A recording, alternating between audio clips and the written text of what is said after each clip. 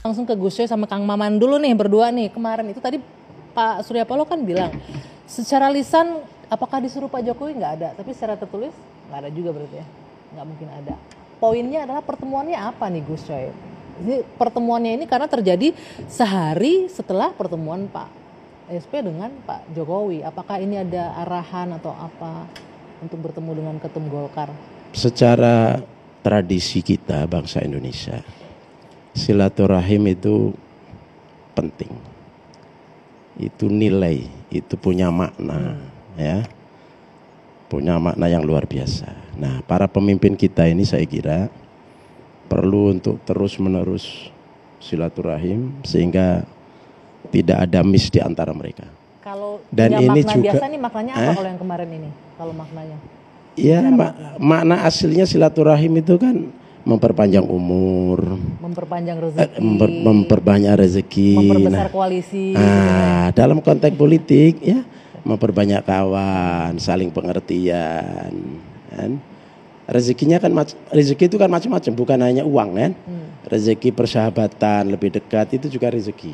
Nah, memang Pak Surya setelah ketemu Presiden, saya ketemu beliau dalam ruangan menyampaikan bahwa setelah ini kita harus melakukan silaturahim dengan para pemimpin partai politik. Tapi sehari sebelumnya sudah dilakukan oleh Kak Ahmad Ali ke Gerindra dan PKB ya, koalisi ya itu. Nah, setelah ini saya kira setelah itu Golkar, dan ketika mau ke Golkar itu juga disampaikan besok mau ke Golkar gitu. Ini semua dalam rangka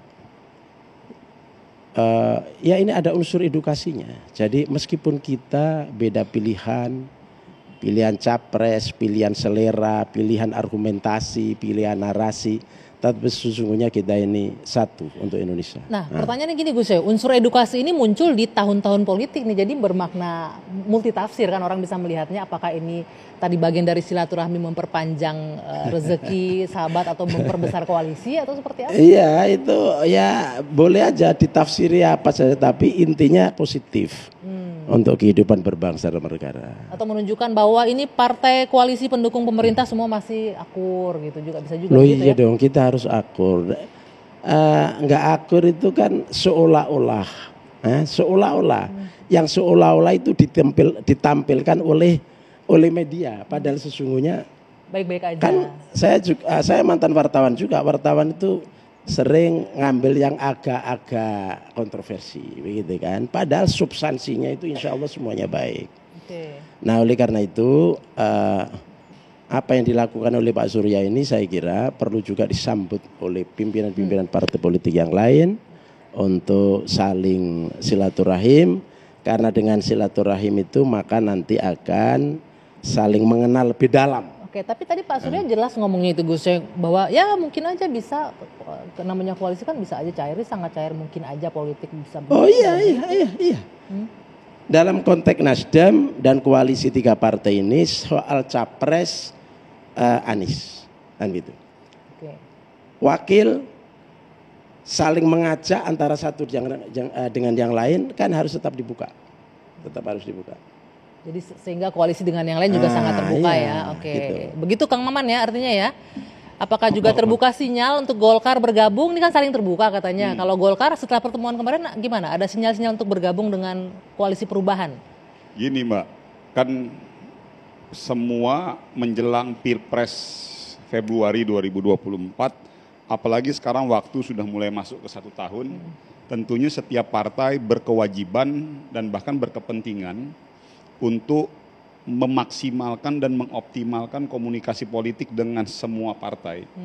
Karena kan syarat untuk mencalonkan menjadi calon presiden itu kan adalah partai hari ini. Jadi kita bicara syarat formal ya.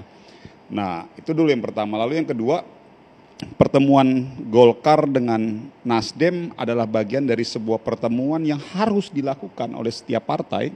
Sama seperti kayak Golkar dengan PDIP, Golkar dengan Gerindra, Golkar dengan yang lainnya. Jadi saya pikir itu adalah sebuah pertemuan yang positif yang memang harus dilakukan oleh setiap partai. Harusnya kenapa masih butuh teman koalisi di luar KIB? Loh, jangankan belum terbentuk koalisi formal.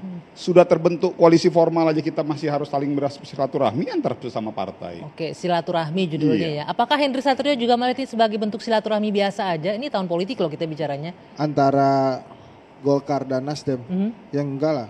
Ada Pasti apa? kan ada kompromi di belakang. Kompromi apa nih? Sekarang kan Ini kalau kondisinya. pengamat emang enak Gus ini ngomongnya nih. Kompromi apa nih? Saya pengen Jadi kan tahu. sekarang ada yang mengatakan bahwa koalisi Anies sekarang lebih solid. Sama aja. Samanya nggak Sama solid aja atau dengan sama? sebelumnya. Oke. Karena kenapa saya katakan demikian? Sebelum PKS mengumumkan jauh-jauh dari Istanbul itu kan sudah spill foto tuh. Nasdem, Demokrat, PKS bareng-bareng. Bedanya apa Mas sekarang? Beda itu kalau semua ketum parpol dan Mas Anies duduk bareng tanda tangan. Deklarasi bersama. Itu beda. Ini bukan bentuk deklarasi ya, hanya Ini bukan bentuk pernyataan deklarasi. Jadi kalau dukungan kemudian biasa. ada pertemuan antara Nasdem dan Golkar, kemudian digoda-goda tadi sama Pak Surya Paloh, mungkin saja Golkar masuk koalisi perubahan, toh Mas Anies juga belum ada wapresnya kan? Berarti Mas Anies jangan GR dong kalau gitu dengan ini kondisi ini. Emang Mas Anies sudah GR, mestinya jangan. Jangan GR. Jangan GR. orang Kan sama tadi hari aja ini udah mesti. keluarin statement terima kasih atas kepercayaannya. Oh iya kan harus terima untuk kasih. dukungannya Terima gitu. kasih kan penting ya dalam budaya Indonesia kan penting. Tapi selama harusnya sekarang PR-nya Mas Anies itu terus menerus bertemu dengan para ketua parpol untuk memastikan dia dideklarasikan bersama cawapresnya. Kalau enggak ini akan begini-begini terus nanti Pak Surya Paloh, ini saya nggak bilang manuver politik Pak Surya enggak ya. Saya bilang ini akrobat nih. Kenapa akrobat? Kalau akrobat kan memang untuk kita nikmati kan. Emang Jadi untuk ini nikmati bagian tuh. gimmick-gimmick aja menurut Anda Bung Hensat? Ya karena belum ada kata yes-nya kan. Mungkin semuanya masih menunggu. Nggak cukup itu kemarin PDI di bandara Perjuangan. rame-rame memberikan pernyataan dukungan untuk Anies gitu nggak cukup? Itu cukup, itu cukup. Tambahan juga ini sekaligus kan ini kunjungan balasan kan. Karena waktu Sebelumnya itu kan udah Golkar Golkar kan duluan yang ya. ke Nasdem. Nasdem, ya. Nah sekarang kan gantian lah kunjungan balasan Nasdem ke Golkar. Ya nanti juga Golkar dengan Gerindra. Saya pikir kan semua ini kan wajib. Maka tadi saya bilang namanya menjelang tahun politik ya tentunya setiap partai wajib untuk membangun silaturahmi dan komunikasi politik. Apalagi kan kayak positioning Golkar kan secara ideologi kan kita posisi partai nasionalis agak kanan kan. Artinya ya pasti irisan-irisan dengan semua partai itu harus kita jalankan semua. Jadi komunikasi politik. Nah, ini menarik nih. Nasionalis agak Agak kanan. kanan. Jadi ke Nasdem-Nasdeman dan ke PKS-PKSan serta ke Demokrat-Demokrat. Loh iya. Jadi ya menuju koalisi perubahan juga nih kelihatannya. Contoh Oke, kayak KIB. itu tuh, KIB ini kan kita kan udah koalisi dengan KIB. Iya. Antara Golkar, PAN dengan P3. Itu kan secara ideologi kan kita tengah nasionalis tengah kanan kan. Faksionalnya secara ideologi. Nah, artinya kita berkepentingan untuk membangun komunikasi juga dengan semua kelompok partai. Contoh kayak misalnya Gerindra. Gerindra kan tengah cenderung agak ke kiri misalnya gitu. Lalu kayak Gerindra tengah ke kiri Bang Riza misalnya ya? gitu, kayak PDIP tengah agak ke kiri ya kita wajib juga berkomunikasi. Jadi saya pikir nggak ada sesuatu yang maksud saya gini, ini adalah bagian dari silaturahmi politik yang wajib. Ini Golkar nih Oke. kelihatannya tergantung sennya aja.